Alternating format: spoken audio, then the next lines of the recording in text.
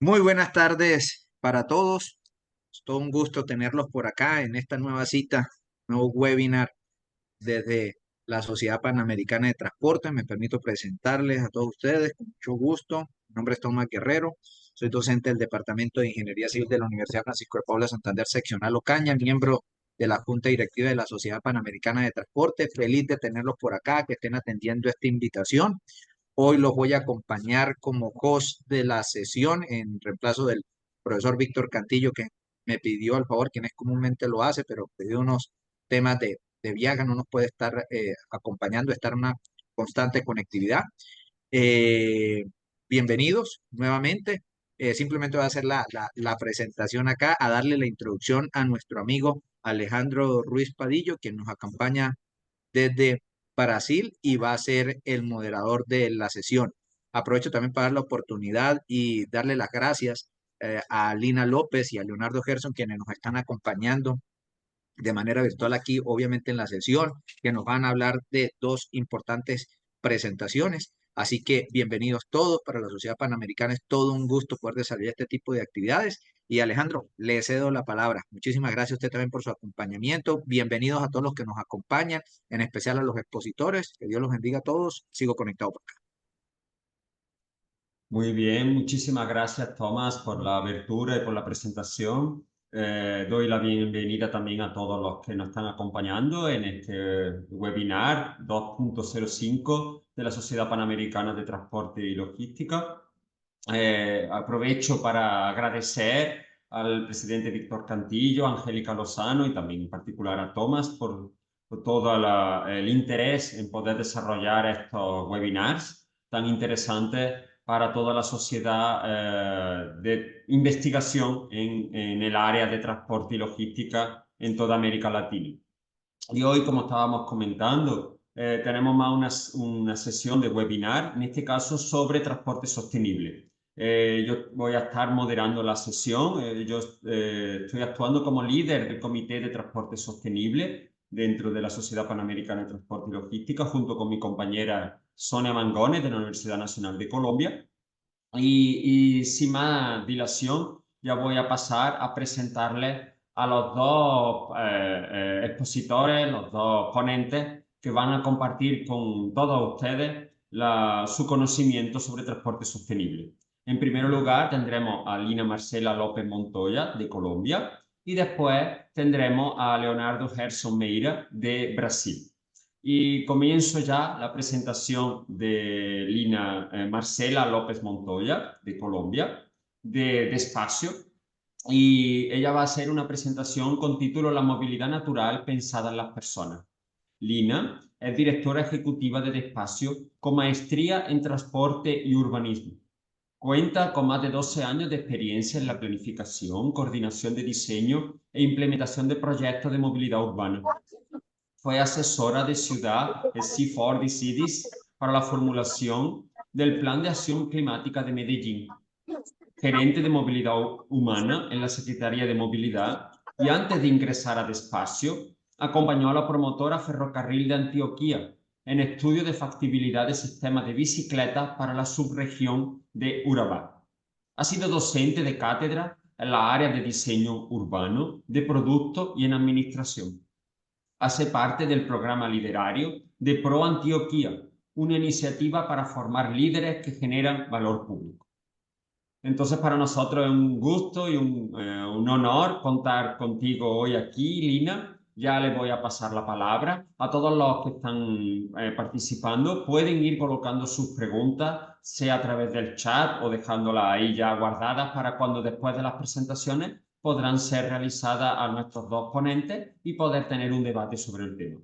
Lina, entonces, por tanto, ya te cedo la palabra y muchísimas gracias de nuevo por tu participación aquí hoy.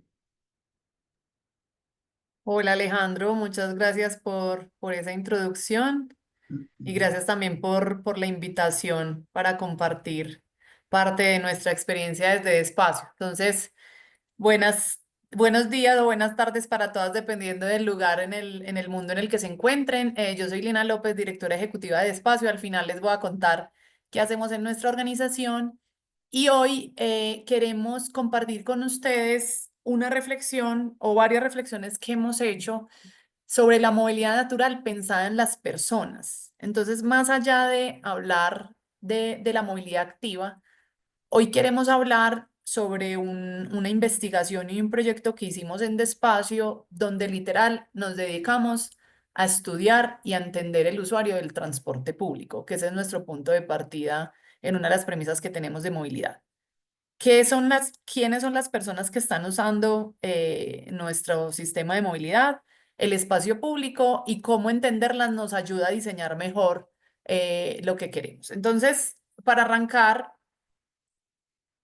una pregunta o una reflexión que creo que las personas que estamos en este webinar o los que estamos en el mundo del transporte nos hemos hecho y es, ¿qué está pasando con el transporte público en América Latina? Esto es una foto en Ciudad Bolívar, en Bogotá, y este paradero de transporte resume un poco lo que está pasando. Pues primero, que el uso de la moto, el carro y las plataformas está creciendo de forma considerable en nuestros contextos, que muchas veces las personas manifiestan estar cansadas porque les toca esperar un servicio que no llega a tiempo o simplemente hay incertidumbre en relación a los viajes. Y lo tercero es que tenemos buenos sistemas de transporte, pero muy enfocados en la promoción y estamos fallando un poco en la implementación de medidas de gestión de la demanda o del push que hacen que la información que prometemos a nuestros usuarios pues no sea confiable, fidedigna o que no permita hacer una planificación del transporte o de mi día a día. Entonces, ¿qué está pasando? Pues hay un aumento en la motorización. Esto es pues un estudio del BID del 2019, donde vemos que en las diferentes regiones del mundo la motorización, la tenencia de vehículos está incrementando y que en América Latina pues esa va a ser la tendencia y sobre todo ahora con el fenómeno de las motos y que en la medida en que incremente nuestro PIB per cápita, pues también es más normal que vayamos por la misma tendencia de las ciudades del norte de América o del norte de Europa, que pues con más plata, pues es normal que la gente tienda a querer comprarse más vehículos. ¿Qué también está pasando? Hay una disminución de los viajes en transporte público y esto pues venía antes de la pandemia, pero el efecto pospandemia lo marcó de una forma más contundente. Entonces, en la región de América Latina, vemos que aquí hay una reducción, como lo ven en la gráfica de la izquierda, del uso de viajes en transporte público. Y lo vemos también en las diferentes ciudades de América Latina, que sé que lo han compartido en otros webinars. Sin embargo, tenemos ciudades en la región donde el transporte activo es representativo, el transporte público también lo sigue siendo, pero la tendencia es a que las personas se sigan bajando del transporte público para migrar a los modos privados.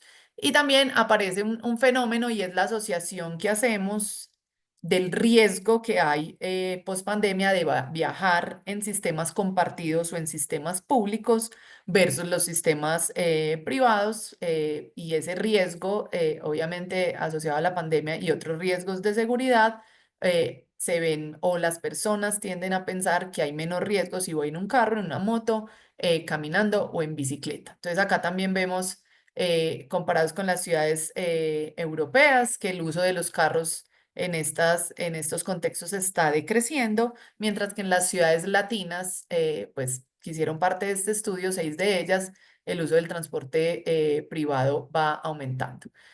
Lo mismo las ventas de motos, pues hay una tendencia a que las ventas de motos incrementen. En Colombia particularmente hay una variación entre el 2024 y 2023 en septiembre de más del 16% y en Perú también. En la ciudad de Medellín, de donde vengo, ya hay más motos que carros y las personas que están comprando motos eran usuarios antiguos del transporte público, por lo menos en esa ciudad.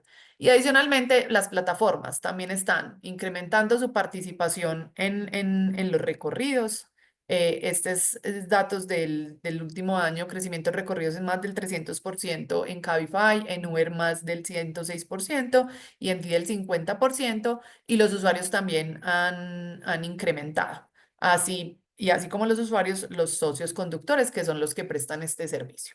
Entonces, digamos que con esa radiografía Todos los que somos apasionados por la movilidad, pues nos hacemos la pregunta, bueno, pero entonces, ¿qué hacemos? Si así como vemos estas tendencias, también vemos que en las ciudades latinas, entonces cada vez hay más líneas de BRT, cada vez hay más ciclorrutas, cada vez hay una reflexión más profunda de cómo deberían diseñarse las calles, pero el resultado nos lleva a que la gente se está bajando del transporte público y se está subiendo a la moto y al carro, pues digámoslo así en términos generales. Entonces, en un proyecto que hicimos financiado por el BID, el proyecto se llamaba ¿Cómo hacemos una recuperación integral del transporte público? Y el foco del estudio era bien interesante porque la integralidad nos llamó a una reflexión desde lo social. Es decir, éramos dos firmas consultoras. Una firma consultora sí se encargó, digamos, de los datos puros y duros de la ingeniería, más asociado en cómo mejorar las frecuencias, cómo mejorar la cobertura, dónde había más demanda, cómo fortalecer la oferta, pero desde espacio nos dijeron, entendamos un poco el usuario del transporte público en este contexto, ya les voy a hablar en dónde fue el estudio, y díganos entonces qué deberíamos hacer para no solo pensar en lo que tradicionalmente pensamos desde el transporte. Entonces, el caso de estudio es en una ciudad del Valle del Cauca, acá en Colombia, es Palmira. Y ahí el objeto, ¿cuál era? Recuperación integral del transporte público con un enfoque en el usuario. ¿Cuál es el antecedente de este servicio? Es que en pandemia hubo suspensión del servicio. Los motorratones, para las personas que están en un contexto que no entiendan esta palabra, que en Colombia pues casi la mayoría la entendemos, se consolidaron como la opción de movilidad. ¿Qué es un motorratón? Es el transporte informal en Palmira, que es una persona en una moto que va con dos cascos y se hace en cualquier esquina del municipio y ofrece a los usuarios que vean esperando la ruta de transporte o que vean que se quieren mover, les ofrece un servicio de transporte, y ese servicio informal se consolidó y se volvió pues el que ofrecía la solución de movilidad en Palmira durante la pandemia, y después de la pandemia su consolidación hizo que muchas personas dejaran de utilizar el transporte público. Y el otro pues dato en Palmira es que no hay ninguna medida de gestión de la demanda. Entonces, claro, mezclar esta ecuación donde el transporte informal, la moto formalizada o cualquier servicio pueda parquear en cualquier lado del municipio, donde no haya medidas de restricción para ingresar al centro, y en una zona donde, digamos que para llegar a la parte central del municipio, que es donde más se realizan las actividades, digamos, comerciales o del día a día, la distancia es solamente de 2 kilómetros, 2,5 kilómetros, la moto se vuelve el medio de transporte más conveniente para llegar a esta zona. Entonces, ¿qué hicimos para entender a los usuarios? Entonces uno dice, no, pues obvio, para entender a los usuarios, hagamos unas encuestas. Y sí, hicimos unas encuestas, pero también utilizamos una herramienta que se está volviendo pues común ahora en diferentes estudios, que fue el social listening, que es la escucha social, que ahorita les cuento de qué se trata. E hicimos unas encuestas para saber bien cuáles eran los usuarios que se estaban moviendo en el transporte público, y con eso entender un poco su percepción sobre el servicio, caracterizarlos para entender un poco sus motivadores e inhibidores y poder dar recomendaciones a la alcaldía. Entonces, literal, nos montamos a los buses de Palmira e hicimos una comparación entre las rutas antiguas, es decir, las rutas más viejas que se reactivaron post pandemia, y luego hicimos el mismo estudio, pero a las rutas mejoradas.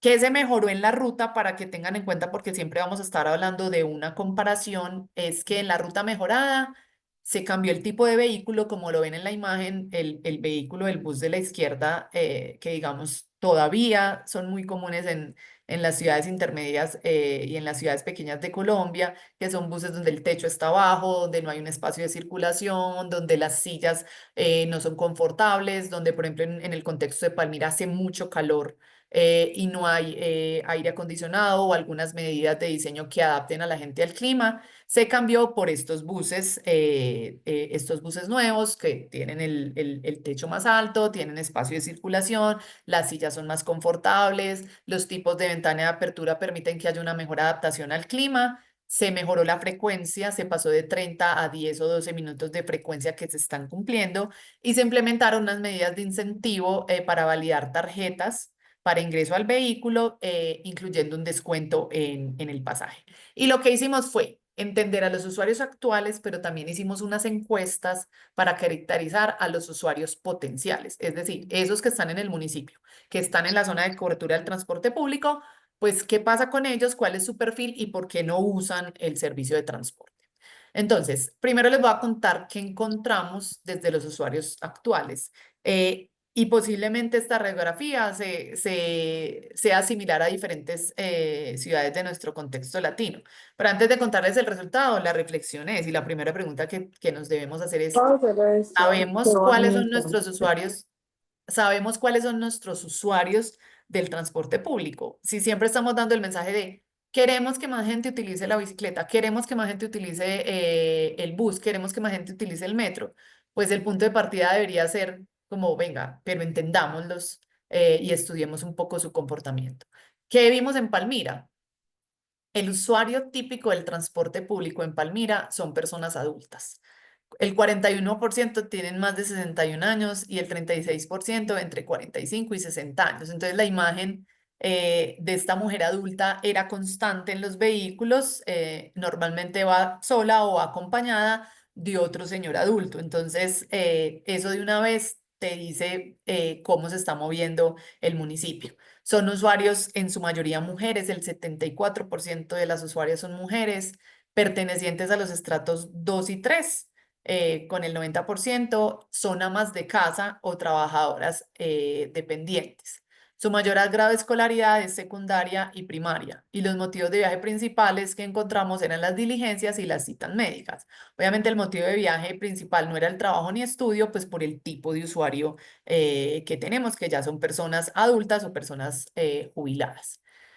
Que vimos también que sus principales motivadores para utilizar el servicio de la Ruta 11 eran la economía, seguridad y comodidad. Esto puede que no sea algo muy nuevo, pero sí es, para nosotros fue diferente porque la economía, la seguridad y la comodidad siempre la comparaban con el servicio del motorratón. Entonces no es la economía porque sí o la seguridad y la comodidad porque sí, porque dentro de, digamos, en el municipio en temas de transporte no sucede, digamos, situaciones representativas o actos de violencia. Entonces ellos siempre decían, la economía, porque el bus me vale 2.600, mientras que el mismo recorrido en motorratón me vale 5.000. El pasaje en motorratón es muy difícil que te lo bajen de 5.000, entonces la economía siempre versus el informal del motorratón. La seguridad, porque en el bus vamos despacio, voy segura, me tratan bien, mientras que en el motorratón siento que esa gente va con mucha velocidad y me puedo caer o puedo o sufrir un incidente. Y la comodidad, también asociado y comparado con el motorratón. Entonces eso también fue bastante característico en los usuarios que encontramos. El 76% de las personas considera que el costo del pasaje es adecuado, es decir, el costo del pasaje no es un motivo para que ellos digan me bajo del bus o no me subo al bus, pero ese costo del pasaje adecuado también es comparado con el motorratón, como les decía ahorita. La percepción sobre la frecuencia era positiva, está bien, aceptable y muy buena.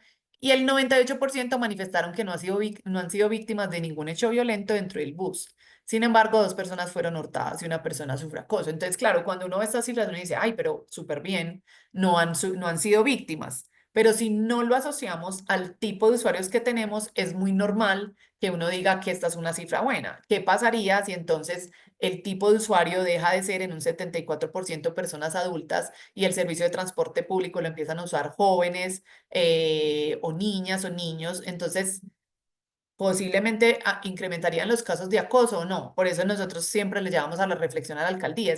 Las cifras que usted tiene obedecen a un tipo de usuario que hay que entender muy bien y más si usted quiere captar otros tipos de usuario.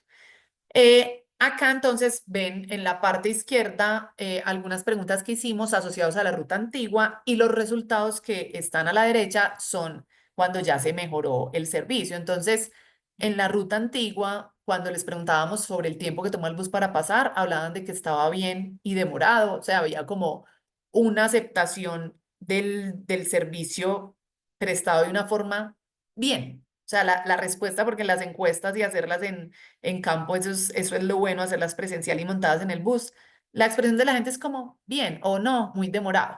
Cuando ya el servicio mejoró y se garantiza una frecuencia de 10 a 12 minutos, ya por lo menos se pasó a aceptable. No se ha hablado muy demorado, pero todavía estamos en, en la reacción inicial de está bien, o sea, no es nada que uno diga, es algo muy bueno.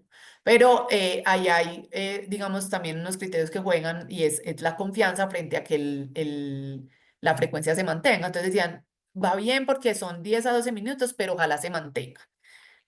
Cuando preguntamos si el costo qué pena que acá está tapado, adecuado, barato, costoso, pero era lo que les decía ahorita, el costo del pasaje les parece bien. Ellos decían como si se aumenta a algo similar al de Motorratón, ahí sí me parece preocupante, pero en términos generales los 2.600 les parecía bien, es decir, ahí no está, si bien está su decisión frente al Motorratón, no es un factor que ellos pidan de mejora hacia el transporte público. ¿Y qué le mejoraría el servicio de la ruta? En la antigua hablaban de la frecuencia es lo que más mencionaban los usuarios actuales, mientras que ya cuando se mejoró y la frecuencia se mantuvo, hablaban de que nada, que todo está bien, que está muy bien, y lo que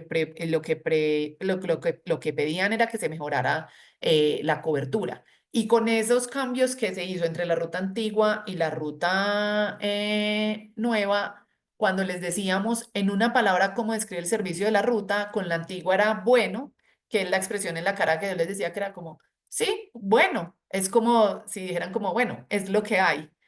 Mientras que ya con el que se mejoró, que se hizo el cambio del tipo de bus, que se mejoró la frecuencia, que habían incentivos sobre la reducción del costo del pasaje, la expresión sí cambió y la gente decía, excelente, ojalá lo mantengan. O sea, el excelente siempre venía con el ojalá lo mantengan, obviamente porque vienen con su experiencia asociada de que en 2020 se dejó de prestar el servicio.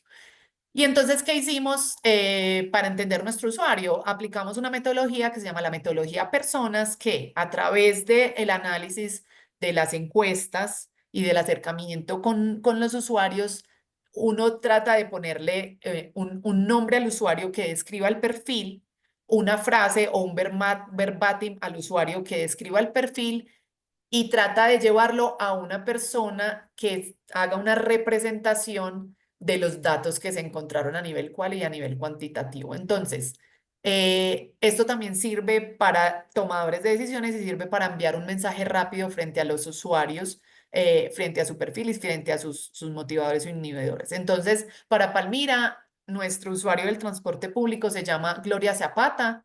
Y ella dice, sí, el bus está bien. Entonces, normalmente es una mujer de 55 años, no tiene discapacidad y no pertenece a un grupo étnico, es ama de casa y vive en el barrio La Italia, y el mayor grado de escolaridad alcanzado es el bachillerato. Ella no tiene vehículo propio y asegura tener un celular con datos, pero no tiene tarjeta de débito ni crédito, frente al servicio de Palmibici, que es el servicio de sistemas de bicicletas públicas que estaban tratando de integrar con el servicio de buses y el que tenía la tarjeta para acceder a la reducción del pasaje, para tener incentivos en el descuento del pasaje.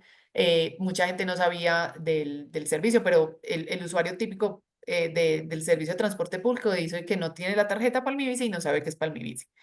Le parece que el motorratón es inseguro y costoso, lo que les contaba ahorita. Es una usuaria frecuente del servicio de buses, lo usa mínimo 2 veces a la semana para realizar diligencias, ir a citas y hacer trámites de salud. La economía es el factor principal por el cual elige el bus para moverse a su destino comparado con el motorratón.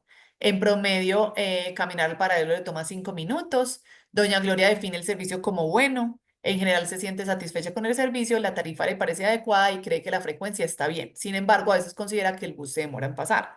Su experiencia en el bus ha sido positiva, nunca ha sido víctima de algún hecho violento al interior del bus y se siente segura al usar el servicio. A través de familiares y amigos y conocidos se entera de las novedades de la operación. Palmira es un contexto muy del voz a voz, entonces el usuario típico no va a una página web o no va a una app para saber si el servicio de buses está operando, sino que por el perfil de usuario es un voz a voz de preguntarle al conductor, de preguntarle al vecino, de preguntarle al señor de la tienda si el servicio está pasando o no. Y considera que el motorrazón es costoso e inseguro, que eso ya se los había dicho. Entonces ahí la primera conclusión es como Sí, obviamente hay que seguir haciendo encuestas, sí, hay que seguir haciendo una aproximación a la comunidad con otras metodologías o metodologías quali, pero hay que tratar también de llevarlo a una persona y contar una historia que nos conecte para entender un poquito también lo que está pasando con el transporte y qué mejoras se podrían hacer. Y en contraste, los usuarios potenciales, que son esos usuarios que no utilizan el transporte público, así estén dentro del área de cobertura del servicio, ya no vemos unas edades tan marcadas, sino que encontramos que son personas de diferentes rangos etarios. El 31% tienen entre 31 y 44 años, y el 28% entre 18 y 24 años. El género está más distribuido, son mayoritariamente mujeres, pero no son el 74%. El 80% pertenece a los estratos 2 y 3 y aparece el estrato 4 con un 8%. Es decir, ya los estratos más altos en Palmira, aunque en Palmira la gran proporción es de estratos bajos, el estrato 4 empieza a aparecer en este tipo de perfiles. Son trabajadores dependientes, el mayor grado de escolaridad es técnica y profesional, mientras que el usuario del transporte público era bachillerato y secundaria. Aquí también hay una diferencia muy marcada. Y los motivos del viaje principal eran trabajo y diligencias, a diferencia del usuario del transporte público, que era diligencias y citas médicas. Acá las personas que utilizan el transporte, que se siente más eficiente o se percibe como más eficiente en Palmira, son los que en el día a día tienen que hacer sus labores de trabajo. Al preguntarles qué les cambiarían al servicio de buses en Palmira para que lo utilizaran, pues la primera fue que haya más rutas, que el horario sea más amplio, o que no sabían, perdón, o que no se demore mucho en pasar, pero la siguiente, digamos, respuesta que más salía era: nada, yo no lo utilizaría bajo ninguna circunstancia. Y la expresión de la gente era como: no, es que, pues es que no sé nada. O sea, ya al ser usuarios de la moto y el carro, que ya les voy a compartir un poco sobre estas cifras, en este tipo de personas como que no cabe dentro de sus alternativas o dentro de sus opciones que en algún momento van a utilizar el bus. Y hay un libro súper interesante que se llama Dos billones de carros, que dice que una vez que una persona se baja del transporte público y ya decide que digamos, su medio de viaje principal van a ser la moto del carro, es muy difícil volver a traer ese tipo de usuario, y eso fue lo que encontramos en Palmira. Eh, ¿Por qué no usa la ruta? La respuesta era: porque tengo moto, porque no me sirve o porque tengo transporte propio. O sea, ya de entrada es como: no, es que yo ya tengo, yo ya tengo moto. Incluso cuando hacíamos las encuestas, porque a mí me gusta mucho como meterme, y estuve participando en uno de los días de las encuestas, mucha de la gente era como: no, pues es que ya no soy estudiante, o bueno, ya me superé, gracias a Dios, y ya pude comprar mi moto o mi carro. Entonces lo ven como lograr bajarse del transporte público y montarse a la moto, o al carro, los ponen en un estatus social mucho mayor al que tenían antes, o lo asocian con progresar en la vida. Entonces lo que les decía ahorita, no dicen que no, pues que no la utilizarían, o que lo hacen como: bueno, pues sí, que amplíen la cobertura, o simplemente dicen que no lo necesitan. Entonces el 46% manifiestan tener moto, el 34% tienen carro, y el 15% bicicleta. No utilizan la ruta porque ya tienen vehículo propio, no lo ven como una necesidad y creen que el transporte público es para las personas que no tienen cómo adquirir una moto o un carro propio. Y también indagamos un poco frente al cambio, y el 60% del total de personas encuestadas en su momento en Palmira tenían el transporte público como medio de transporte principal. Es decir, ya lo habían utilizado en algún momento. Y si uno se va a indagar sobre la bicicleta, también ahí encuentro unos datos bien interesantes, porque era una ciudad de mucha cultura del uso de la bici, pero la moto llegó y, digamos, está cambiando o arrasando con esa cultura. Y cuando les preguntábamos por qué dejaron de utilizar la ruta, aparece: compré moto, compré carro, cambié a Motorrotán, o cambio de la rutina. Entonces, es literal un perfil motorizado. Encontramos dos perfiles de usuario que los llevamos a descripción a través del perfil persona. Marisol Rodríguez: yo sí montaba en bus, pero compré mi moto. Entonces, ¿quién es? Es una mujer de 34 años sin ningún tipo de discapacidad y no considera que pertenece a un grupo étnico. Al terminar su bachillerato empezó a trabajar en una empresa y actualmente vive en el barrio Caimito. Tiene un celular inteligente y no tiene tarjeta crédito o débito. ¿Cómo viaja? Lo que le importa a un modo de transporte es que sea económico y rápido. Y obviamente pues esos son los atributos que nos da la motocicleta. Antes se movía en bus y en motorratón, pero compró moto y no la cambia por nada. La usa para ir a su trabajo, para realizar compras y diligencias.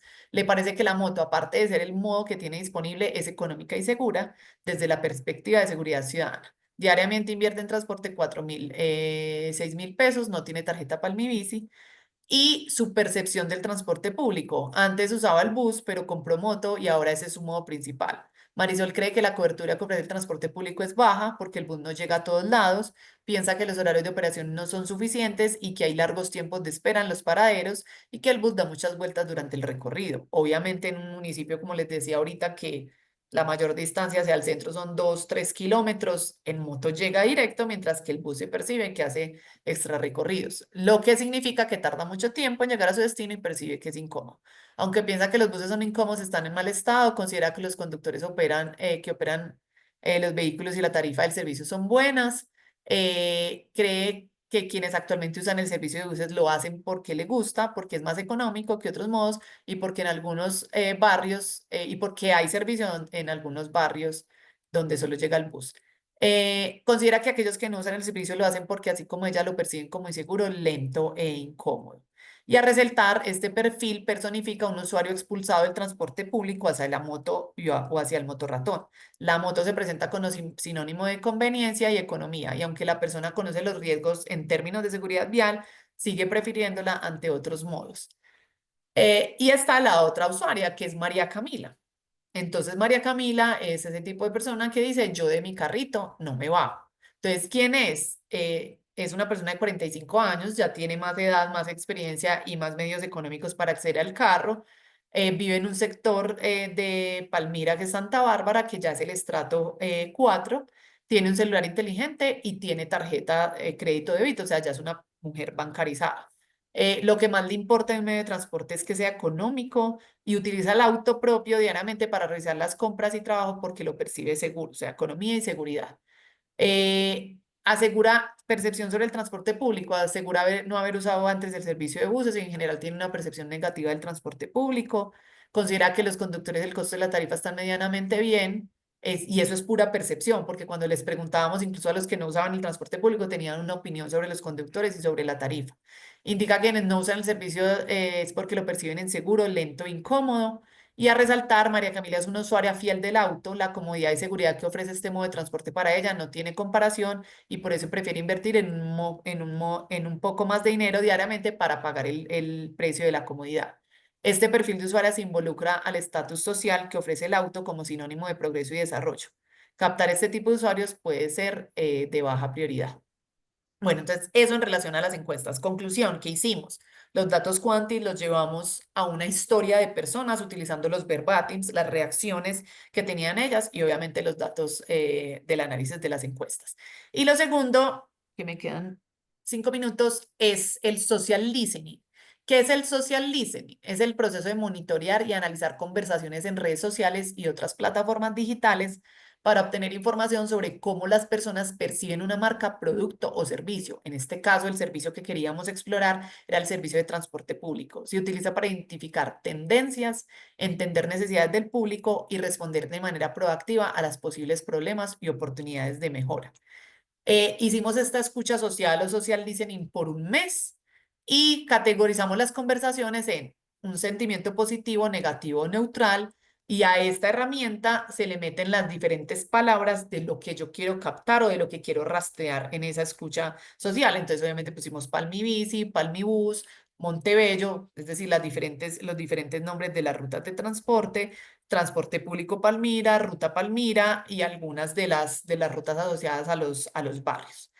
¿Y qué encontramos? Lo dividimos en dudas, en quejas y en felicitaciones. Entonces, en dudas, encontramos que el sentimiento es neutral y lo que pregunta la gente es siempre, bueno, ¿y dónde accedo a la tarjeta? ¿Cómo accedo al servicio? ¿Dónde se reclama la tarjeta? ¿Qué días de funcionamiento tiene Palmibus? ¿Qué días de funcionamiento tiene el servicio? Y claro, como había un incentivo asociado al descuento, muchas de esas dudas eran asociadas a si yo me inscribo, cuándo me dan la tarjeta, cuándo me inscribo, dónde me inscribo. Y algunas como muy bueno, ¿cuánto vale el recorrido? Saludos. Es decir, habían inquietudes, pero la gente percibe como bueno que hayan reactivado el servicio. Entonces las dudas fueron asociadas a un sentimiento neutral en relación a este social listening. En las quejas es muy normal que el sentimiento sea enfocado a lo negativo, pues sí, es normal que una queja lo asociemos con algo negativo. Entonces las quejas eran exceso de velocidad, la ruta uno siempre para tanquear, conductores dicen que el sistema no recibe tarjetas, entonces había también algo y es que el lector de tarjetas que pusieron para dar el descuento y también buscando tecnificar el transporte no funcionaba, eso también lo vimos en campo, no siempre funcionaba, entonces tuvieron problemas, entonces ahí salen pues las quejas. Conductores faltan las normas de tránsito, Tupal son los mismos de Palmibus, lo asociaban con el servicio antiguo que prestaba la ciudad, demoras en el servicio, Ruta Zamorano cambió para mal, Ruta Montebello no hace descuento porque no funcionaba la tarjeta y otros sentimientos negativos. Y habían también sentimientos de felicitaciones, que obviamente son los positivos, y ya era hora felicitaciones porque reactivaron el servicio, excelente, ojalá lo extiendan, buen servicio para nuestra ciudad, Palmira avanza, con Palmira me rinde y Palmira un gran vividero. Entonces este ejercicio lo hicimos en un mes y solo en un mes logramos captar muchos sentimientos asociados al servicio de transporte público que se le entregó a la ciudad, que también es una muy buena fuente de información para terminar de diseñar esta reactivación del servicio. Y aquí otros comentarios. A la final, la gráfica es contundente y incrementó el uso cuando se habían reactivado otras rutas, pero esta es la gráfica de la ruta 10 y 11. Empezaron con 14.765 usuarios en el mes de abril y ya en octubre, esto fue del 2023, llegaron a 93.000 usuarios. Entonces, claro, uno dice, van muy bien, pero nuestra advertencia a las ciudades, sí, van bien, pero en ese ánimo de entender al usuario y de captar los usuarios potenciales, utilicen estas ideas y estos resultados que encontramos para terminar de diseñar la reactivación de las otras rutas, porque apenas habían reactivado unas cuantas, y para saber cuáles son los mensajes que usted utiliza en las campañas de comunicación o en las estrategias que usted tenga para llegarle a los usuarios que quiere captar, que son los que ya están montados en el carro y en la moto. Conclusiones. Bueno, aquí en una imagen que no es para leerla, sino para que sepan qué hicimos para que le llegara también a la alcaldía. Hicimos un infográfico donde resumimos el estudio no en un libro largo, que muchas veces los tomadores de decisión no se leen, sino que hicimos un infográfico de qué encontramos en el diagnóstico, qué encontramos en la evaluación, nuestras principales recomendaciones a la ciudad y cómo debería ser un sistema de monitoreo que sea enfocado en el usuario. Y lo principal que concluíamos con el estudio es que las medidas para el push and pull ya las conocemos, es decir, ya sabemos cómo promover y cómo incentivar a usuarios de los otros modos, cómo presionarlos a que migren a los otros, pero no aplicamos tanto push. Entonces nos falta entender al usuario del contexto específico, es decir, la receta para que más gente se monte al bus o al transporte público, al transporte sostenible ya está, pero le damos más peso a la promoción y no entendemos bien cómo la restricción o las medidas de gestión de la demanda nos pueden captar esos usuarios potenciales. Entonces, la gestión de la demanda es necesaria. La evidencia nos ha mostrado que las decisiones en transporte tienen un alto contenido de irracionalidad, como muchas cosas en la vida, entonces no nos quedemos como con los datos tradicionales. Y finalmente, lo más importante, debemos enfocar el diseño a los usuarios y tener muy en cuenta sus emociones, cómo actuamos, cómo reaccionamos y el fenómeno de las redes sociales que entra a educarnos frente a cosas que posiblemente no van muy en línea o favorecen el transporte sostenible que queremos promover. Finalmente, ¿qué es Despacio? Entonces, Despacio es una organización que trabaja para retrasar el fin del mundo. Y retrasar el fin del mundo para nosotros, ¿qué significa? Que deje de existir como no lo imaginamos. Es decir, que no muera una persona en la calle por un incidente de tránsito que se puede haber evitado, porque si esa persona muere en la calle, posiblemente para esa familia va a ser el fin de su mundo. Y lo hacemos a través de tres ámbitos: ciudad, clima y vida. La ciudad para vivir la ciudad a una velocidad y un tiempo adecuados. El clima, trabajamos para la mitigación y la adaptación urbana al cambio climático. En vida, para prestar apoyo en todas las etapas del ciclo vital de las personas para bajarle al ritmo de vida acelerado. Y lo hacemos a través de diferentes áreas temáticas. ciudades saludables, género y ciudad, movilidad sostenible, seguridad vial y desarrollo urbano. Hacemos proyectos, publicaciones, eventos y experimentos para compartir todo nuestro conocimiento, y los proyectos que hemos llevado hasta ahora, que son más de 240 y más de 40 publicaciones, las pueden encontrar en nuestra página web. Y eso era lo que quería contarles hoy. Muchas gracias. Muchísimas gracias, Lina, por tu presentación. Una investigación súper interesante, muy completa, que de hecho nos ha dado muchísimos datos para poder reflexionar y precisamente poder tomar como ejemplo, ¿no?, de cómo puede mejorar el transporte público e intentar retrasar, por tanto, el fin del mundo, ¿no? Cada año siempre nos encontramos con aquel reloj que nos dice cuántos segundos falta para el fin del mundo. Desde luego, Despacio está intentando colaborar para que eso no sea tan rápido que lleguemos a ese momento. Muchísimas gracias, Lina. Después podremos tener ya tiempo para poder comentar. Aprovecho para indicar nuevamente a todos los participantes que pueden ir dejando sus preguntas en el chat para la parte del debate. Pero ya voy a pasar a presentar a nuestro siguiente presentador, que también para mí es una gran alegría y un honor contar aquí con el profesor Leonardo Gerson Meira. Él es profesor de la Universidad Federal de Pernambuco en Brasil, y Leonardo es licenciado en Ingeniería Civil por la Universidad Federal de Pernambuco en Brasil.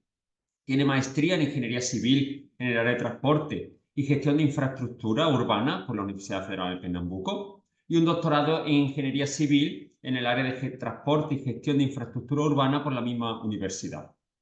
Tiene experiencia profesional en la construcción y reforma de escuelas públicas, ingeniero de tráfico en el Ayuntamiento de Olinda, en Pernambuco, en Brasil, técnico regulador de transporte en la Agencia de Regulación de los Servicios Públicos Delegados del Estado de Pernambuco, consultor en el área de movilidad, planificación de transporte, ingeniería de tráfico y redes de transporte público. Como comenté, actualmente es profesor de la Universidad Federal de Pernambuco desde 2010, y desde 2015 forma parte del cuerpo docente permanente del programa de posgrado en Ingeniería Civil, del cual también fue coordinador del programa entre 2019 y 2022. También desde 2019 es becario de productividad del Ministerio de Ciencia Brasil, del CNPq, que hablamos aquí, que es un reconocimiento a la productividad científica y técnica de los investigadores en Brasil. Entonces, y también decir que Leonardo es miembro del Comité de Transporte Sostenible de la Sociedad Panamericana de Transporte y Logística, y por tanto hoy nos va a hacer esta presentación que ya todos están visualizando, ¿no?, con el título Políticas de Transporte Sostenible en América Latina: ¿qué ciudad estamos construyendo para las generaciones futuras? Y ya, por tanto, paso la palabra a Leonardo. Muito obrigado, mais uma vez, Leonardo, por estar aqui conosco, né? E fique aí à vontade para a sua apresentação. Boa tarde a todos. Vocês me escutam? Perfeitamente. Então, primeiramente, queria pedir desculpas. Eu fiz a apresentação em espanhol, mas vou falar em português. Vou procurar falar despacio para que todos possam me entender, mas as informações vão estar todas em espanhol ao longo da minha apresentação. Então, queria agradecer a Alejandro e ao Panam pelo convite de participar hoje. É a primeira vez que eu participo do webinar. Queria parabenizar a Lina, excelente apresentação, muito interessante a pesquisa, parabéns. E tem alguns slides aqui sobre a minha apresentação, que o Alejandro já fez. Então, como foi dito, eu sou engenheiro civil, fui formado e hoje trabalho na Universidade Federal de Pernambuco, no Brasil. Então, já dirigi 18 dissertações de mestrados e 6 teses, e trabalho nos últimos praticamente 20 anos com a investigação em termos de mobilidade sustentável, em termos da política de mobilidade urbana, e desde 2015 com os temas relacionados aos Objetivos de Desenvolvimento Sustentável e à Agenda 2030. A questão fundamental que tem acontecido para mim na América Latina e que Lina também falou é essa evolução da frota veicular que a gente tem conhecido, tem percebido nos últimos 25 anos em toda a América Latina. Então, consegui exemplos aí da Argentina, do Brasil, do Chile, e em todos eles, tirando o Uruguai, que realmente já tinha uma motorização alta, e é um país com pouca população e já tinha índices de motorizações altíssimos, os números têm crescido. Se você reparar na Colômbia, o parque veicular cresceu mais de 500%. E eu digo sempre que é uma questão de matemática. A matemática não fecha, você não consegue preparar ruas e avenidas para receber esta quantidade de aumento. No Brasil, como pode ser visto, em 2000 nós temos menos de 30 milhões de automóveis. Esse número, em 2025, em abril de 2025, passou de 125 milhões. Ou seja, ele foi multiplicado por 4. E aí, como eu já falei, é matemática, tá? Não vai dar conta. O problema é que muitas pessoas terminam achando, eu compro o carro, eu posso utilizá-lo porque eu comprei e eu paguei. E essas mesmas pessoas não percebem que um carro a mais nas nossas ruas e avenidas é uma gota a mais de gasolina em um incêndio. E a gente está aumentando esse incêndio. Eu gosto muito dessa foto à direita, abaixo, onde o cara, num carro de provavelmente um SUV de 300 mil dólares, está ocupando muito mais espaço do que as pessoas que estão de bicicleta, estão a pé ou utilizando o transporte público. E esta foto do meio se tornou rotina, não só nas grandes metrópoles, mas nas cidades médias também. Elas têm acontecido cada vez de maneira mais frequente. E isso vai degradando a qualidade de vida das pessoas. Seria bom que o problema fosse apenas esse. Este artigo, que vocês podem pegar a fonte aí, essa apresentação vai ficar disponível, publicado em um dos periódicos internacionais de alto fator de impacto, conhecido por muita gente do meio acadêmico, a Transportation Research Part D, em 2020, calculou apenas para a região metropolitana de Recife, é apenas uma região metropolitana no Brasil. É uma região com 4 milhões de habitantes, tá? O custo com as externalidades do uso do transporte individual em 2 bilhões de dólares, ou 2 mil milhões de dólares por ano, tá? Então, se você juntar tudo isso para a América Latina inteira, para todas as cidades, esse número vai explodir. É um número absurdo que ele já está sendo pago com acidentes, com emissões, com custo de oportunidade, com combustível. Este custo ele está sendo pago por toda a nossa sociedade, por toda a América Latina, né? Então, como a Lina já falou, a instituição dela trabalha para evitar o fim do mundo. Um dos elementos do fim do mundo é este aqui que eu estou mostrando. É o custo que a gente está gerando, é a perda de qualidade de vida que nós estamos tendo e nós estamos vendo nos últimos anos, tá? O pior, fui buscar uma fonte que é o TomTom Traffic Index, uma fonte global que ela estuda o tráfego, como está dito aí, em mais de 500 cidades, 62 países. Vocês podem encontrar nesse site que está embaixo, nessa fonte que está embaixo. A última classificação de 2025 já mostra um dado que me assustou. Eu peguei sempre os dados para a região metropolitana, tá? O TomTom ele tem dado para a cidade e para a região metropolitana. Eu usei os da região metropolitana. Todos esses marcados em rojo, em vermelho, são cidades da América Latina. Então, no top 10 de piores índices de tráfego, globais, em mais de 500 cidades, nós temos 5 cidades da América Latina, das 10, tá? Com mais 4 cidades da Índia e um da Filipinas. Esse é o ranking, os 10 primeiros. Então, em Barranquilha, segundo a TomTom, chega a se perder 109 horas por ano em congestionamentos. Fiz o exercício agora para tentar pegar o top 10 da América Latina dentro do mesmo ranking.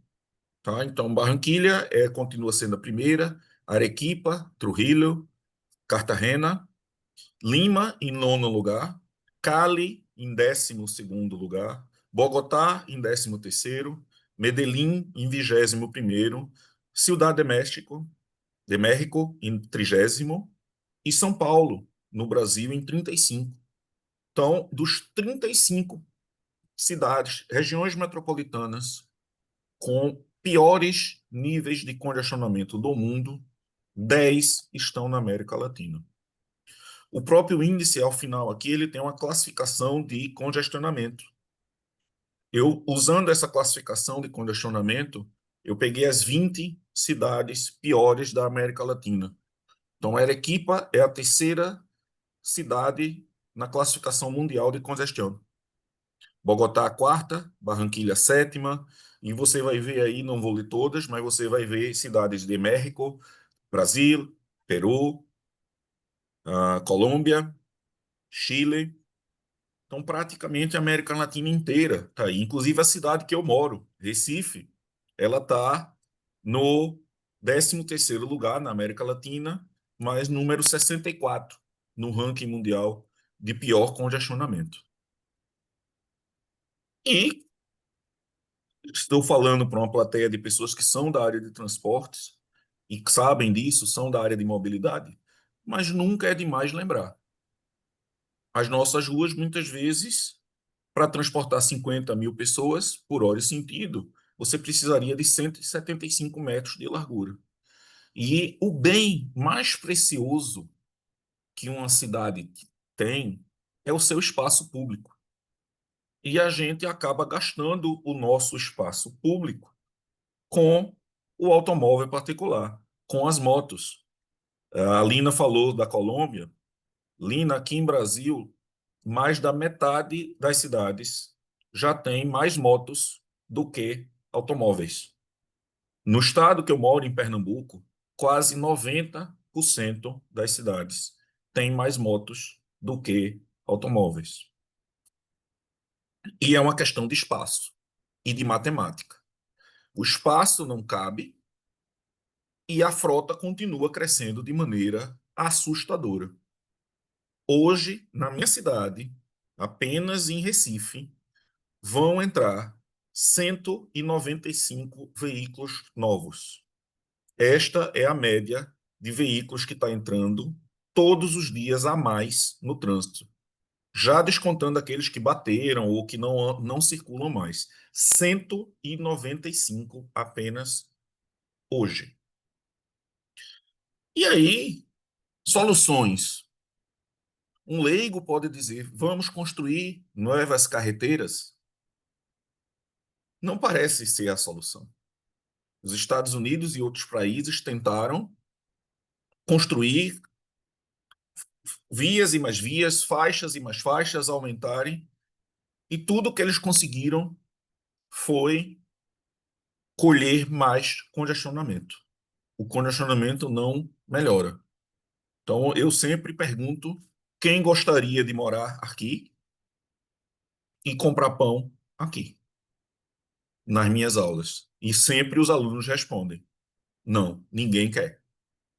E foi esse o modelo de desenvolvimento que vários países do mundo desenvolvido seguiram por muitos anos e alguns países da América Latina, de alguma forma, também tentaram replicar. Então, a calçada, ou aceras, em espanhol, em muitos países da América Latina funciona desse jeito. Todas as fotos aqui são do Brasil, mas eu conheço vários países da América Latina e não é incomum encontrarmos algo assim, onde as pessoas têm que andar no meio da rua, onde as calçadas não têm a qualidade, e as calçadas elas são ruins para todos. Eu hoje posso dizer, mi madre es cadeirante, então eu vivo a realidade de saber o que é empurrar uma cadeira com uma pessoa que precisa neste tipo de calçada. E é terrível, é absolutamente terrível. Se você vai para a ciclovia, em muitas das nossas cidades, a situação é a mesma. Aqui na minha cidade, em Recife, cerca de 50 ciclistas morrem por ano atropelados por automóveis. E este número não tem baixado, não tem diminuído ao longo dos anos. Então a gente precisa de uma reflexão, a gente precisa entender essa situação. Então, sempre me perguntam o que fazer para transformarmos isto no simpático senhor que todos vocês conhecem, Sir Paul McCartney, que vai de transporte público para a casa dele. E ele é visto constantemente utilizando o serviço de trem na Inglaterra. O que precisamos fazê-lo? E Milton Friedman disse já há muitos anos, um economista conhecido, a resposta. Não existe almoço grátis. Você precisa investir no transporte público. E muitas vezes o investimento no transporte público é menor do que o investimento em obras ou em vias ou em infraestruturas para o transporte privado. No Brasil, onde eu posso falar melhor, na imensa maioria das vezes, existe muito mais dinheiro para a construção de pontes, para a construção de novas avenidas, do que dinheiro para fazer uma faixa, uma carreteira exclusiva para o transporte público. Mas e o transporte sustentável? Então, como vocês devem saber, a ONU trouxe a Agenda 2030 em 2014 para 2015. Todos os países membros são signatários.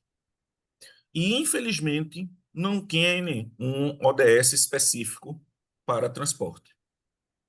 Contudo, o transporte é absolutamente essencial para alcançar muitos dos objetivos, notadamente a meta 3.6, a meta 11.2. Existem várias, e tem muitos trabalhos na literatura, tem muitos trabalhos já tratando sobre isso. Outra coisa é que muitos países da América Latina têm planos nacionais e locais de transporte sustentável. Mas, se tem esses planos, por que a frota continua crescendo do jeito que está? Por que depois da pandemia, em Palmira, Lina acabou de mostrar que a situação está como está? Mas a situação de Palmira, você pode ir, por exemplo, Monterrey, no México, provavelmente aconteceu a mesma coisa. Em São Paulo, no Brasil, provavelmente aconteceu a mesma coisa, a mesma situação. E não é falta de plano. Então, eu lhes convido a uma reflexão sobre como buscar recursos e como fazer com que esses planos possam efetivamente ser aplicados. Eles possam chegar na prática, eles possam realmente mudar a cara das nossas cidades. Tá? Então, existem diversas formas. Eu, de maneira proposital, coloquei apenas subsídios utilizados em países fora da América Latina, tá?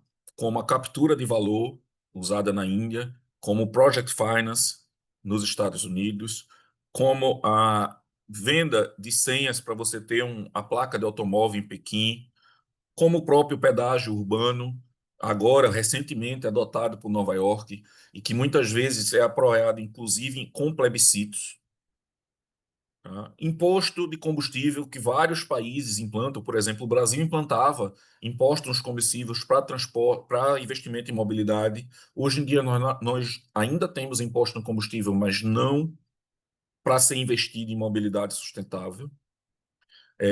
A cidade do México foi muito feliz na venda de crédito de carbono quando da introdução do Metrobus, subsídio direto de governo e autoridades de transportes como agente imobiliário.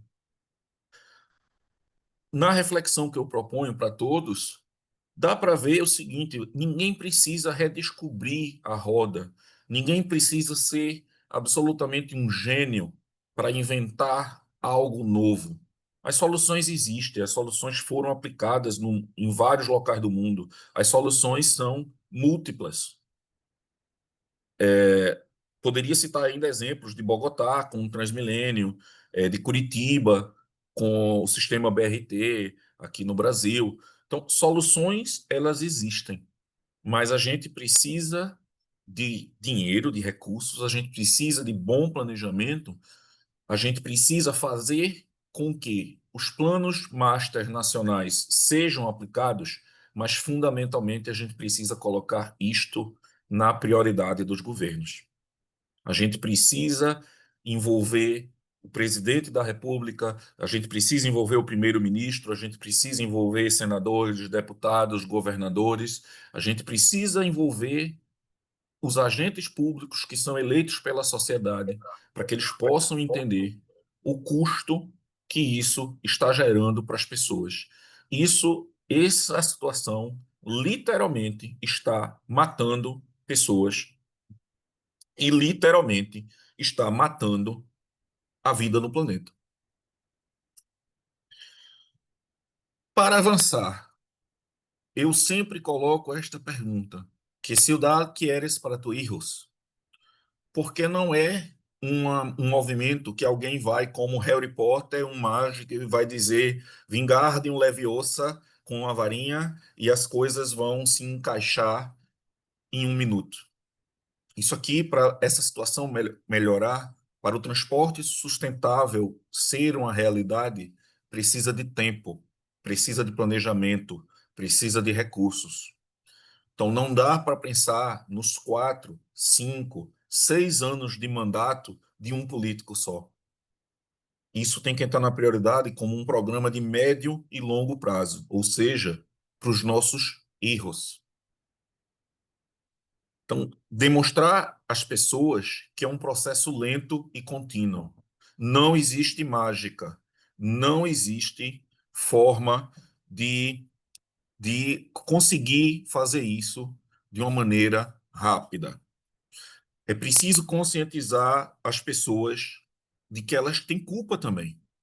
Elas precisam entender que ao colocar o seu carro na rua, ao comprar o carro, como eu falei mais cedo, estão jogando uma gota a mais de gasolina em um incêndio. É muito fácil para as pessoas ficarem sentadas no seu carro, no congestionamento, e colocando a culpa inteira na alcadia, ou no governo, ou na política, ou em outras pessoas.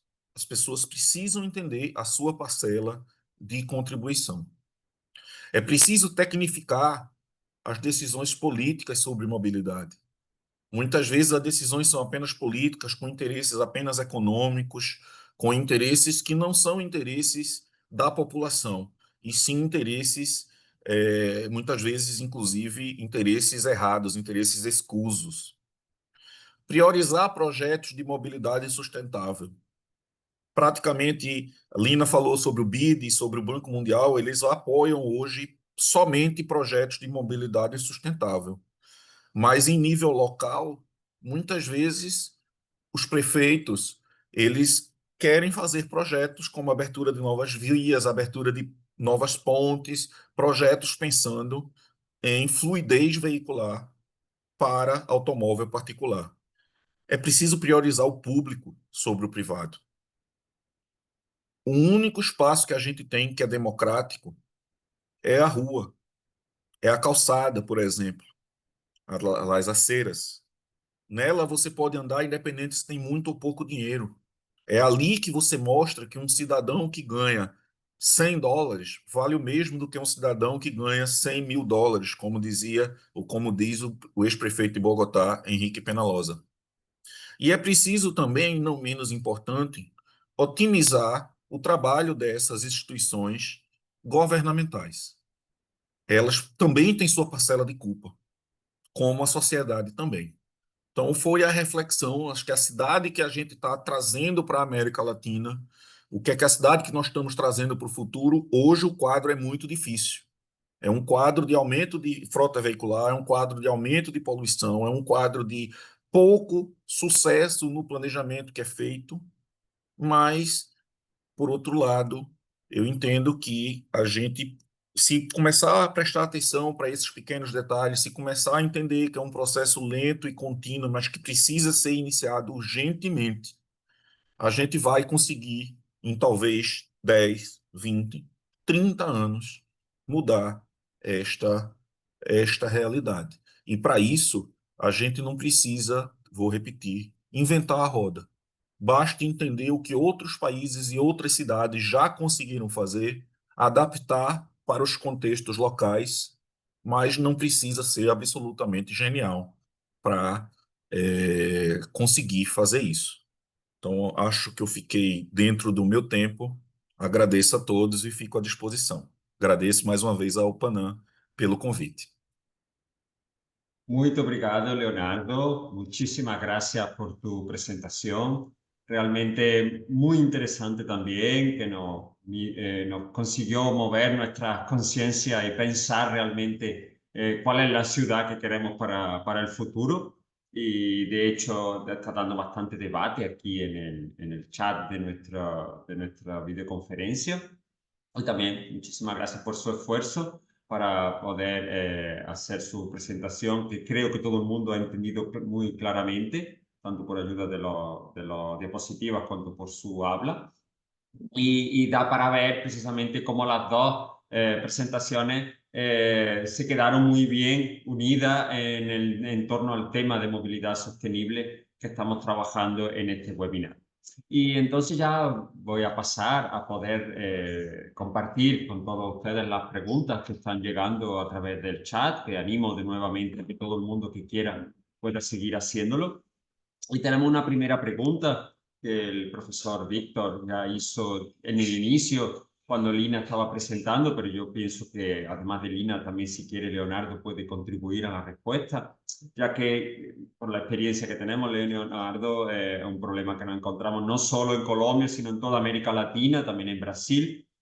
Se preguntaba a Lina si quiere responder en primer lugar, pero por favor siéntanse abiertos a poder intervenir en la medida de lo posible.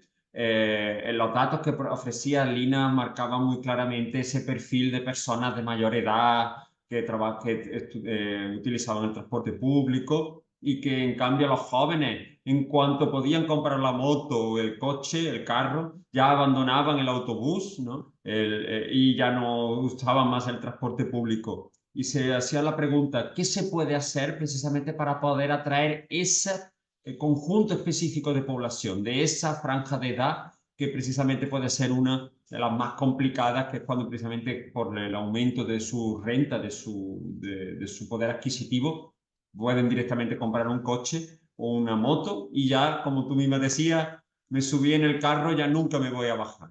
¿Qué te parece, Lina, en ese sentido?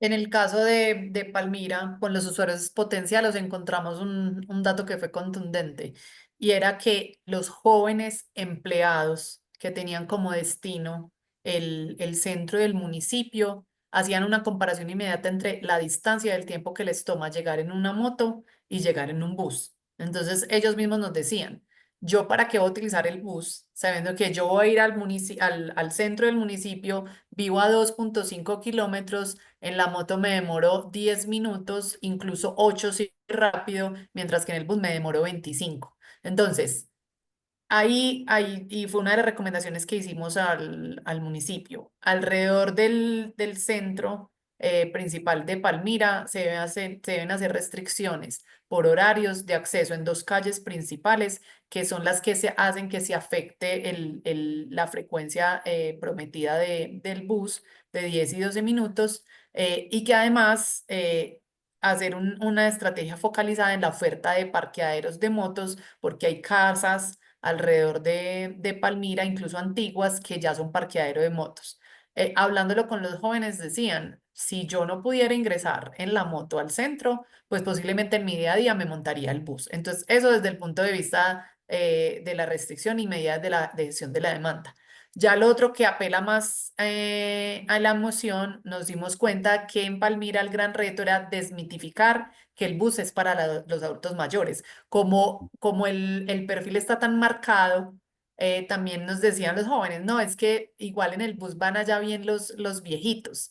Entonces, el mensaje de desmitificación no es solamente como joven, montate al bus, sino empezar a mostrar los beneficios y la conveniencia de usar el transporte público, porque de hecho manejan bien, o sea, es una experiencia cómoda, es tan cómoda que pudimos hacer encuestas dentro de los buses. Si no, eso ya entra uno y dice, bueno, acá uno cómo se mueve. Pero si eso no se vincula con la restricción, es muy difícil que un joven de la nada, especialmente en ese tipo de contextos, decida montarse al bus cuando la moto, más allá de la conveniencia en temas de tiempo recorrido y pues recorrido con respecto a la distancia y economía, te ponen en un estatus social diferente al que se mueve al bus. Entonces tiene que ser combinada la restricción y mensajes que busquen desmitificar el usuario tan marcado en Palmira. Yo no me atrevo a dar un mensaje general para todas las ciudades porque eso era precisamente lo que yo buscaba con la charla y es entender muy bien el usuario del contexto, pero algo que reflexiono mucho es el papel de las redes sociales en nuestra educación y en cómo influyen en la construcción de esa norma social de que lo que debemos buscar es montarnos a un carro y una moto. Entonces, ahí hay muchas cosas por explorar que aplican mucho a lo social y a veces en este nicho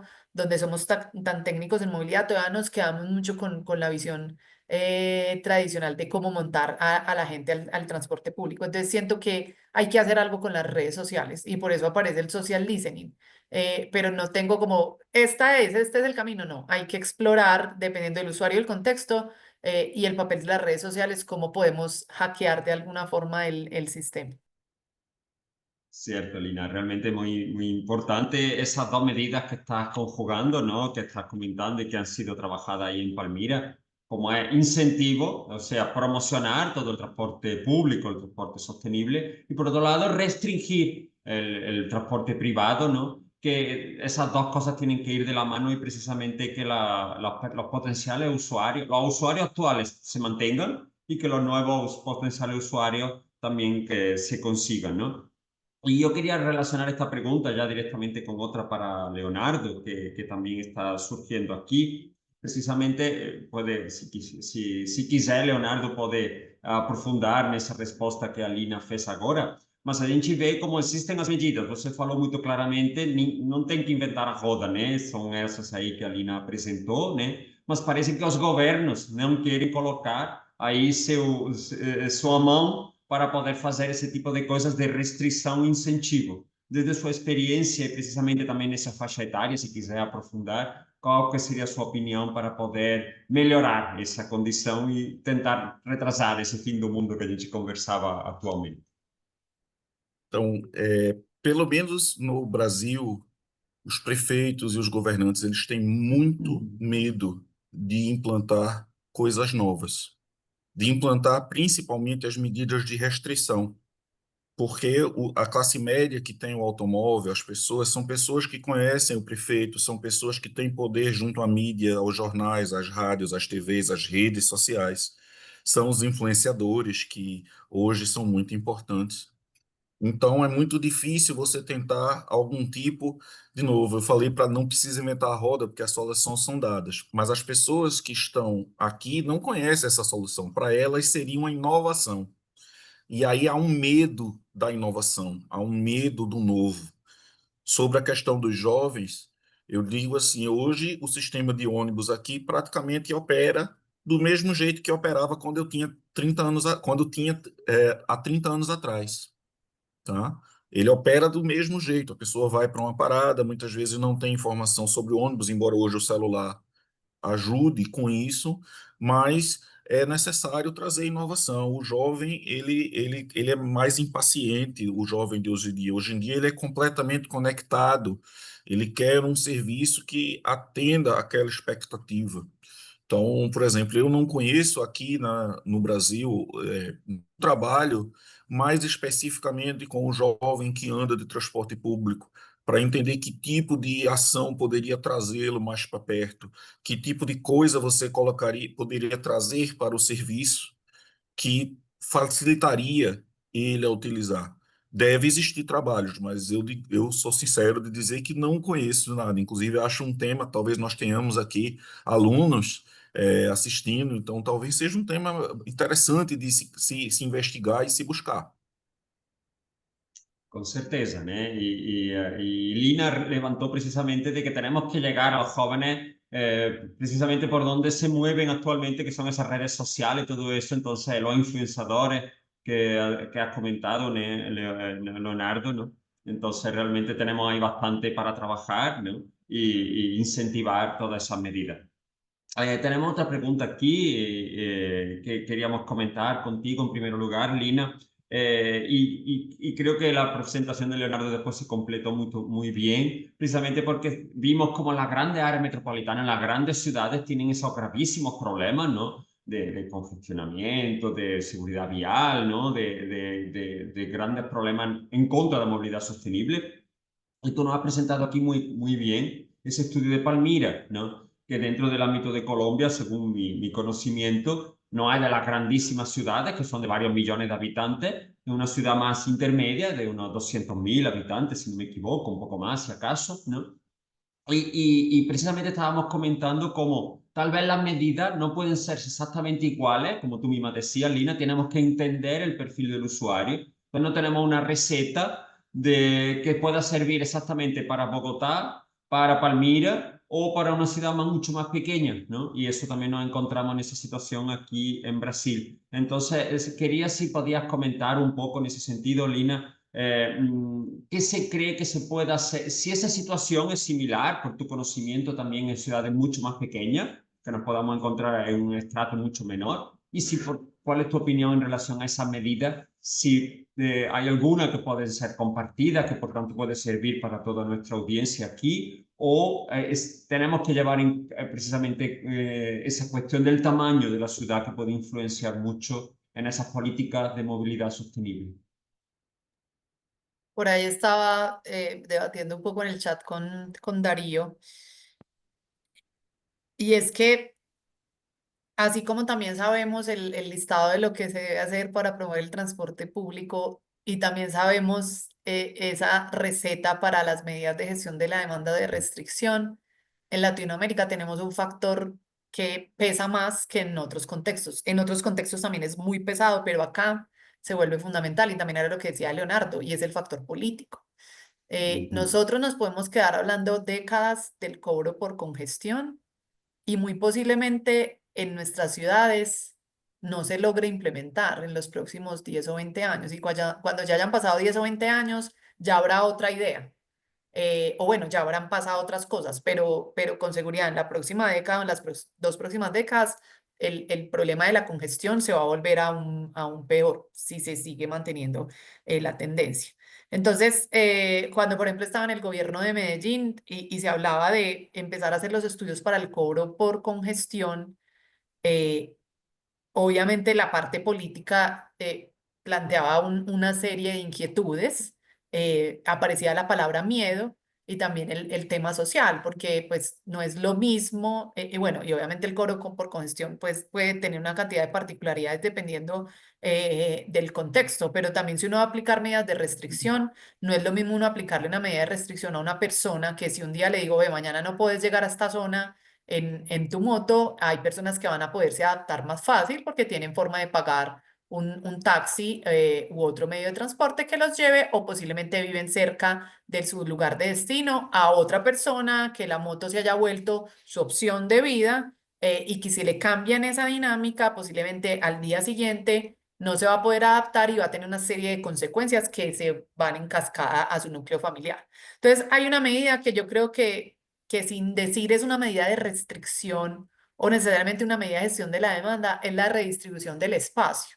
Entonces, per se la redistribución del espacio, quitarle espacio al carro y a la moto en términos de circulación y en oferta de parqueadero, puede generar el mismo efecto de otra medida que tenga una posición política mayor, como un cobro por congestión o algo que toque directamente el bolsillo de las personas, porque redistribuir la sección vial también tiene un impacto económico en el bolsillo, pero no es tan directo como otras medidas que son más complejas de implementar, porque estás hablando de una vez es que yo le voy a cobrar o yo no le voy a permitir.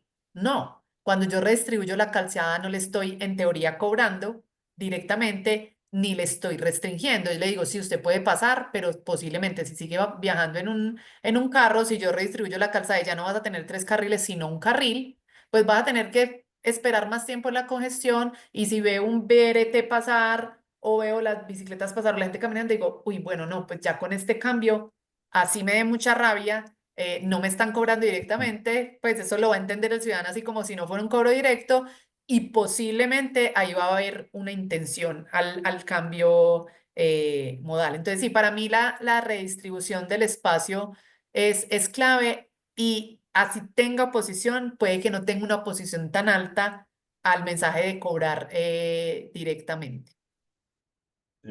Exactamente, Nelina, precisamente podemos ver cómo ese cobro, esa medida de restricción, a veces es mal en la cabeza de la persona que ve que él está siendo penalizado por utilizar un modo no sostenible. Entonces, es esa redistribución del espacio público, que además que es democrático, ¿no? Democratiza todas nuestras ciudades, lleva a esas medidas que van a tener un impacto incluso más a largo plazo, porque va quedando en la conciencia de las personas. Não sei se o Leonardo quiser contribuir para essa pergunta, né? Porque, aliás, já chegou aqui outra, né? Está contribuindo a Sônia Mangones, a qual te agradeço muito que esteja aqui conosco, Sônia, também contribuindo. Mas não sei, você viu, Leonardo, que está se comentando também que, de repente, em lugar de fazer o cobro, essa cobrança, né, para talvez tirar o subsídio que você comentou muito claramente na sua apresentação, tirar esse subsídio que no fim das contas está fazendo esse incentivo a esse transporte não sustentável e que vai contra essa distribuição do espaço, né, que a Lina estava comentando, né, Leonardo? Eu acho que é um pouco isso que já foi, como ela está colocando aí, a linguagem dos custos sociais. Essa tem que ficar claro, esses custos para as pessoas. Eu estou falando de pessoas como médicos, como dentistas, como economistas, pessoas esclarecidas, pessoas que têm muitos e muitos anos de estudo e que não fica claro para elas. Elas ainda estão usando aquela lógica de um desenho animado antigo, de Walt Disney, onde o Pateta, que quando ia dirigir, virava um monstro que dirigia, e eu tenho meu carro, e eu posso fazer tudo com ele. E a classe média acaba pensando igual, assim, até hoje. Ela precisa entender essa parcela de custo, ela precisa entender o custo que ela está gerando. E veja, a Holanda conseguiu isso nos anos 70 com a crise do petróleo, gerar em 50 anos, ou já vai com 50 anos, toda uma cultura do ciclismo, toda uma cultura do andar a pé, toda uma cultura do motorista entender de que naquele ciclista pode ser o filho dele, pode ser o vizinho dele, pode ser o primo dele que está ali montado naquela bicicleta. Isso foi feito e se mudou toda uma cultura. Por que que a gente não pode aqui na América Latina começar a tentar mudar essa cultura? Esse é um questionamento que tem que ser feito aos políticos. Eles têm que entender isso e tem que ser mostrado à sociedade como um todo. Não importa se é uma pessoa muito rica ou muito pobre, porque aqui no Brasil, se você disser que vai botar faixa para ônibus, muitas vezes a pessoa pobre é contra. Entenda, ela é contra, porque ela está no ônibus, mas ela sonha até o carro. Aí vai dizer assim, vai botar faixa para ônibus, e quando eu comprar minha moto, como é que vai ser? Eu não vou ter espaço. Então, é uma inversão completa do que deveria ser.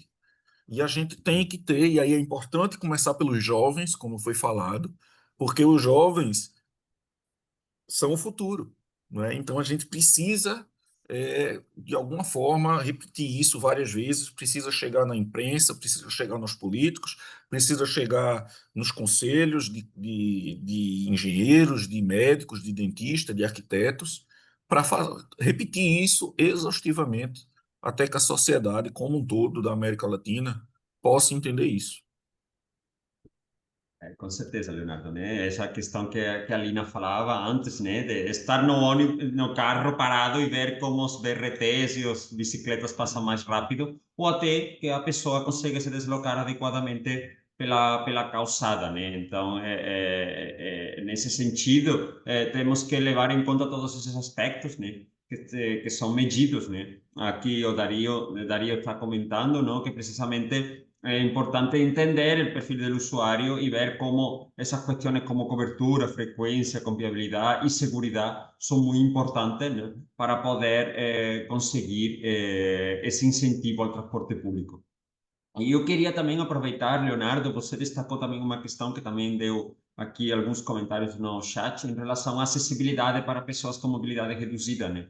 Nesse sentido, eu acho que é interessante. Eu vou pedir para vocês ser muito breves, né? Pois estamos já chegando no final da nosso webinar, né? E como isso também impacta de que essas pessoas, de repente, não só não conseguem chegar no transporte público, né? Pessoas que possam ter, como cadeirante, você falou, uma pessoa que vai em silla de rueda, não consegue chegar no transporte público, mas não consegue se deslocar em nada pela cidade. Então, é a pior questão democrática. Essas pessoas estão sendo expulsas, né, diretamente da cidade para poder ser uso, né? Não sei se você quiser aprofundar um pouquinho nessa questão brevemente, né, que eu acho que é bem interessante e entra totalmente dentro do tópico de mobilidade sustentável para fazer um deslocamento a pé. Eu sou professor, para aqui para todos, nos últimos 20 anos da disciplina de engenharia de tráfego. E a gente tem uma aula só sobre calçadas, sobre aceras. E eu peço para os alunos olharem a quadra onde eles moram. Como é que eu digo quadra em espanhol? É uma manzana, la manzana. Uma maçã onde eles mesmos moram. Em 20 anos, nunca apareceu um aluno, um só, que tenha uma manzana correta, como deve ser, onde um cadeirante possa dar a volta em uma manzana, tá? Então, esta é a qualidade da calçada que a gente tem, pelo menos aqui no Brasil. Então, o cadeirante, ele não consegue chegar no transporte público, muitas vezes ele não consegue sair da casa dele. Ele vai ter que sair pelo meio do asfalto e ele vai ser atropelado, tá? Então é falta de dignidade. Você não dá à pessoa a dignidade de que ela possa sair da sua residência. Para ser bem rápido, acho que é isso que eu posso falar. Perfeito, Leonardo. Muito bem apontado, né, nesse sentido, né? E já terminando, ¿no?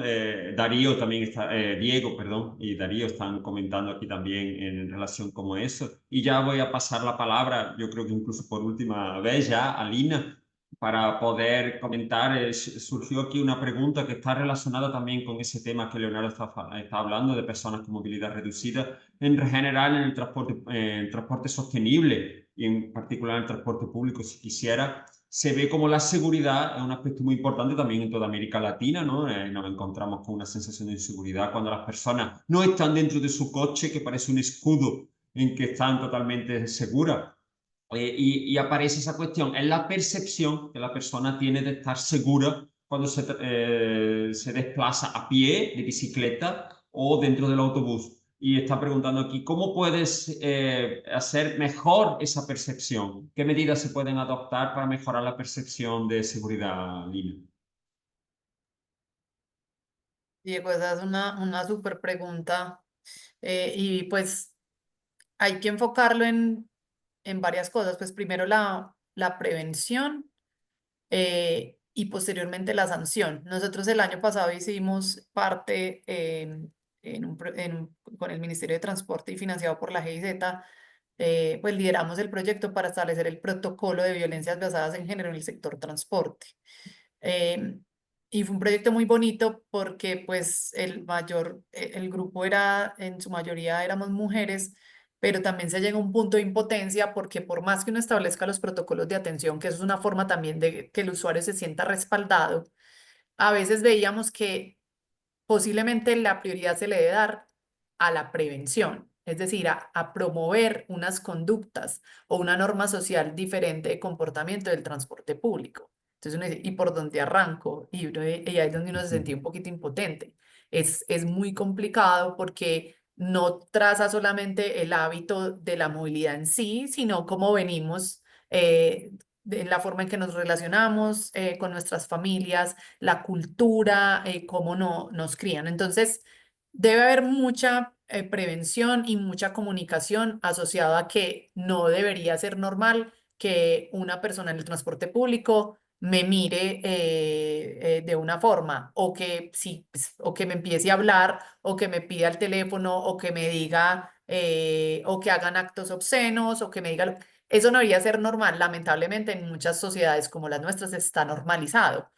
Y si uno actúa frente a eso, entonces es que es muy exagerada. Y también hay un factor adicional, y es que en los protocolos, cuando los medios de transporte, como por ejemplo en Transmilenio, tienen un muy buen protocolo, en el metro lo tienen, cuando lo planteamos llevar al sistema de transporte público colectivo, a los buses, nos dábamos cuenta que uno de los problemas es que los mismos otros usuarios, si por ejemplo el protocolo decía, cuando haya un caso de violencia basada en género dentro de la operación de transporte, el bus debe parar inmediatamente, pues entonces venía la otra presión. Los otros usuarios como, no, exagerada, deje que el bus arranque, porque obviamente todos estamos permeados por esa misma norma social. Entonces, para empezar a trabajar mucho en la comunicación y dejar de normalizar esas violencias basadas en género, y en paralelo desde el transporte establecer bien los protocolos para que el usuario o la usuaria se sienta respaldada. Ahora bien, hay que también bajarle un poquito a esa imagen y a tratar de apelar a la objetividad. Digamos que los medios de comunicaciones no nos ayudan mucho con eso, porque de la cantidad de viajes que hay, pues uno podría decir que esas ocasiones donde hay unas violencias no son representativas. No estoy minimizando el momento o la violencia, porque puede para una persona eso le marque completamente su vida, pero a veces también agrandamos un poco que el transporte público es violento o es agresivo o es inseguro, y cuando apelamos a la objetividad, pues uno puede decir como que, venga, no es tanto así, de pronto no lo han vendido así, y tratemos de mostrar otras experiencias para no generalizar. Yo, por ejemplo, soy de Medellín, donde dicen, hay un transporte público magnífico, pero disfruto mucho el Transmilenio, obviamente con sus matices. Lo utilizo para unos recorridos puntuales, lo utilizo para el aeropuerto, pero a mí el Transmilenio me parece fantástico, me ha servido mucho. Ay, pero no lo utilizas en hora pico. Sí, lo he utilizado en hora pico, para unos recorridos puntuales. Entonces, más allá de decir qué es mejor o qué, tratar de no generalizar, porque esa generalización nos invade más de miedos y de ponerle un estigma al transporte público en términos de inseguridad. Y lo otro, frente a las personas con discapacidad, eh, lo primero es que hay que cambiar como el lente o el enfoque del mensaje, porque hay muchas personas que dicen los discapacitados, no. Lo que incapacita es el contexto donde está la persona. Si tenemos una ciudad construida, un espacio público, unos sistemas de transporte que partan precisamente de esas necesidades del usuario y se diseñen y se construyan de esta forma, la persona tiene una discapacidad, pero no está incapacitado para interactuar en la ciudad, que ahí está el punto de diferencia.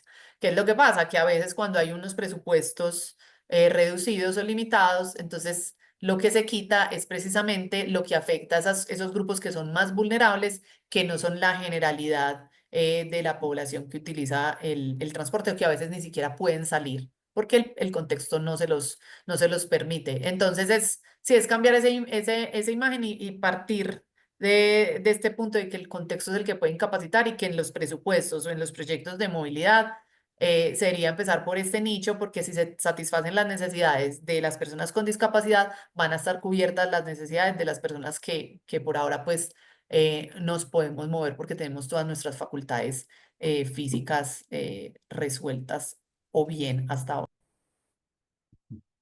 Exactamente, Lina, muy bien comentado, ¿no? Y ya con eso voy a tener que cerrar esta webinar.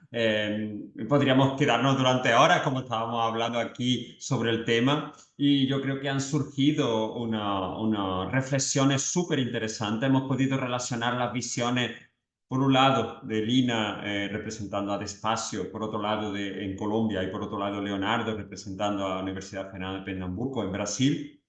podemos ver cómo los problemas que nos encontramos en relación a movilidad sostenible en América Latina son bastante comunes.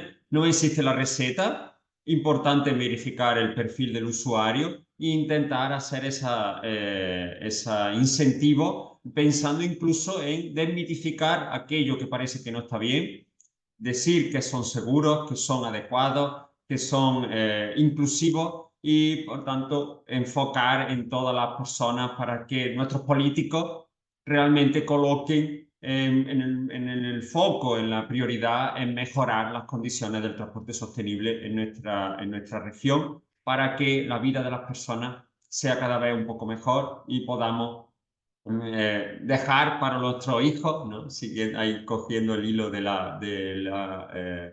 cómo Leonardo nos ha provocado, dejar para nuestros hijos un mejor ambiente y retrasar ese fin del mundo, como Lina ha comentado. Entonces, muchísimas gracias a Lina, Leonardo, por vuestras presentaciones. Ha sido un placer estar aquí con todos vosotros. Agradezco a Sonia una vez más por todo el apoyo dentro del comité.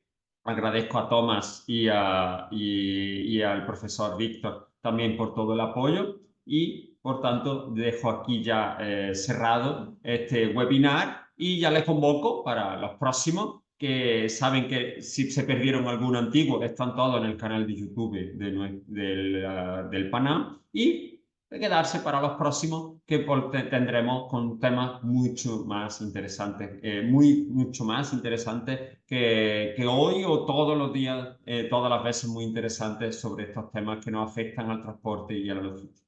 Muchísimas gracias a todos y un saludo cordial a todos los participantes. Saludos.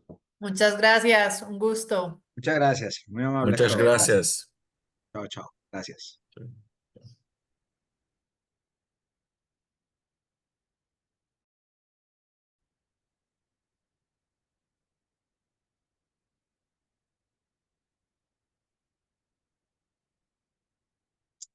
Muchísimas gracias, Tomás, por todo el apoyo.